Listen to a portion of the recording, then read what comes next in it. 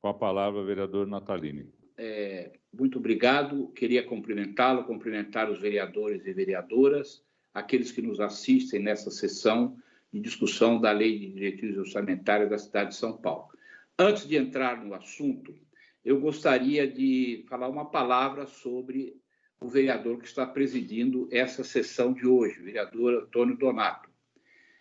Nós somos de partidos diferentes e temos opiniões diferentes sobre diversas questões da cidade e do país. Mas eu preciso dizer aqui, vereador Donato, que Vossa Excelência foi presidente da Câmara e eu era oposição na época. Eu tenho que dar meu testemunho do caráter democrático, tolerante e que Vossa Excelência comandou a Câmara, o tratamento que Vossa Excelência teve com a oposição, inclusive com esse vereador que ele fala. Então, eu reconheço isso e falo isso sempre que posso, essa característica boa da sua atividade político-parlamentar. É preciso dizer isso, né? Além de ser uma pessoa de muita conversa, muito, né, acessível, é também uma pessoa que a democracia habita na sua vida.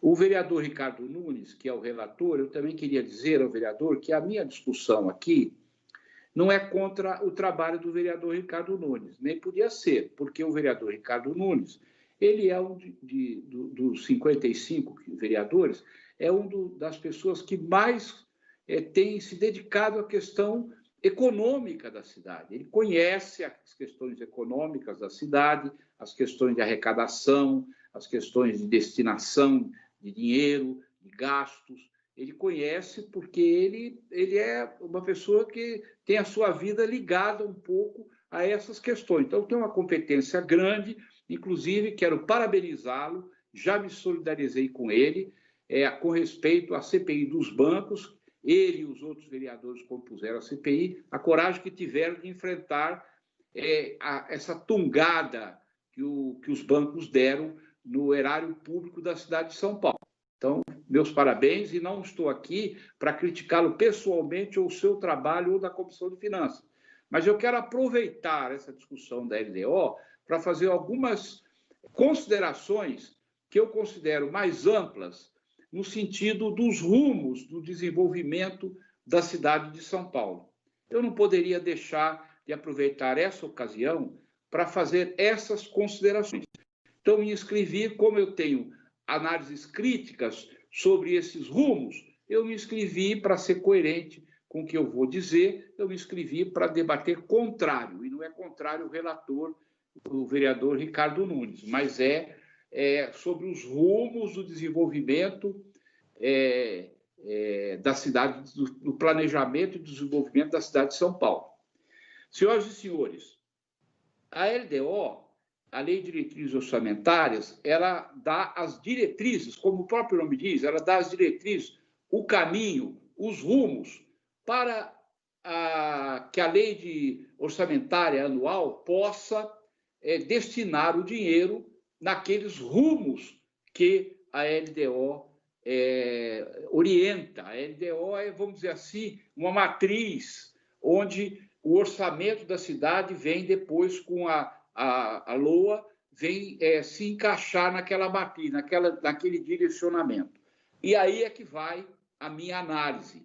É uma análise humilde, eu não me julgo absolutamente dono da verdade, eu não sou especialista, mas eu sou um curioso, estudioso, dedicado, um estudante dedicado, até o final da minha vida serei isso, das questões modernas, do urbanismo moderno, da vida moderna da sociedade humana.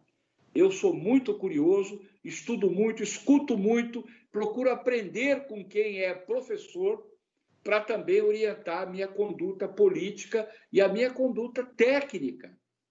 Todo mundo, os senhores sabem que eu sou médico de profissão, exerço a minha profissão e aprendi que a saúde de um ser humano não depende exclusivamente do remédio, do bisturi, da atividade da medicina em si. Ela depende de um conjunto de fatores onde a vida social, a inter-relação entre as pessoas e a relação da sociedade, do indivíduo, com o meio que ele vive, é que dá a felicidade ou a infelicidade, dá a qualidade ou a má qualidade na existência de qualquer um de nós. Isso eu aprendi exercendo a minha profissão e exercendo a minha atividade como ativista social, que eu sou há 56 anos. Desde 1964, que eu me meti nessa encrenca de lutar pela felicidade da sociedade. Essa é a minha vida.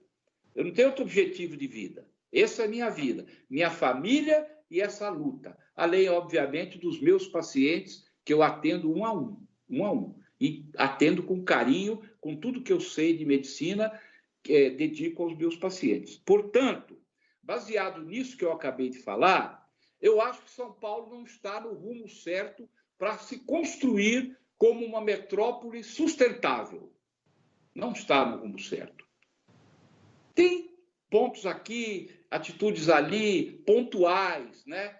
Experiências, vai e vem, mas o rumo geral da política pública da cidade de São Paulo, ele é todo ano mais ou menos o mesmo. E a velocidade com que o mundo vai se modificando e se adaptando às novas condições, aos novos conhecimentos, aos novos desafios dessa palavra, parece uma palavra sustentabilidade. O que significa isso? Significa nós nos prepararmos, a sociedade humana, os aglomerados humanos, as cidades, os países, o globo terrestre, se preparar para enfrentar todos os desafios que estão surgindo na nossa vida, causados pela própria maneira como nós nos relacionamos com o meio que nos cerca, com os recursos naturais, com a questão econômica, como nós produzimos dinheiro, né? Como a gente explora as questões dos negócios, enfim. A cidade de São Paulo e essa LDO que está aí, também ela tem essa falha, essa deficiência. Não, o governo não mandou um projeto para a Câmara que pensa a cidade dentro da modernidade que muitas cidades do mundo estão vivendo. Não precisa começar lá do final. Tem que começar aqui do começo. Mas a gente não vê um nó se amarrando no outro, na lei que está sendo discutida hoje. Eu não vejo.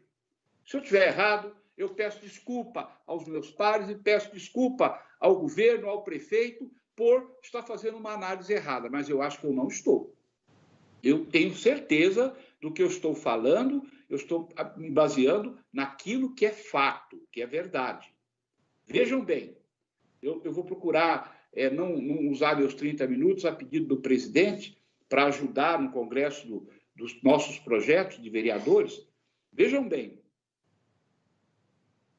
eu posso dividir didaticamente as poluições, os agravos ao meio ambiente, em 5 mais 1. A poluição da água, a poluição do ar, a poluição do solo, a poluição sonora, a poluição visual e a poluição climática, que é uma mais nova agora dos últimos tempos. São 6 poluições. Então, vamos analisar como São Paulo, né, e como a LDO está se relacionando com esses 6 desafios. Na verdade, é um desafio só, didaticamente dividido em 6.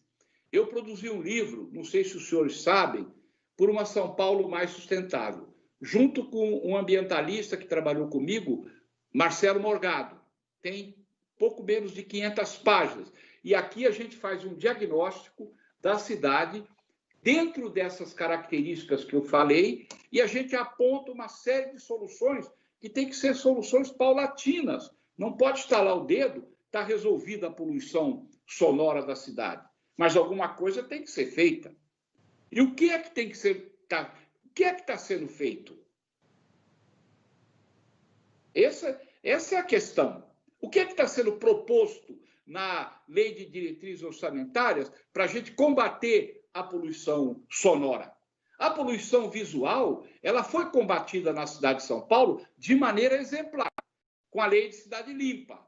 Muitos quiseram flexibilizar a lei, muito se reclamou daquela lei, mas São Paulo tem duas coisas na sua história. Visualmente, antes da lei de cidade limpa e depois da lei de cidade limpa. Melhorou a poluição visual de São Paulo em mais de 90%. Isso é verdade. Não é? Com coragem que foi tomado, nós aprovamos aquela lei e a prefeitura implementou. As outras 5 poluições, nós estamos patinando, senhoras e senhores vereadores. Nós estamos patinando. Nós estamos perdendo tempo. Nós não estamos nos empenhando.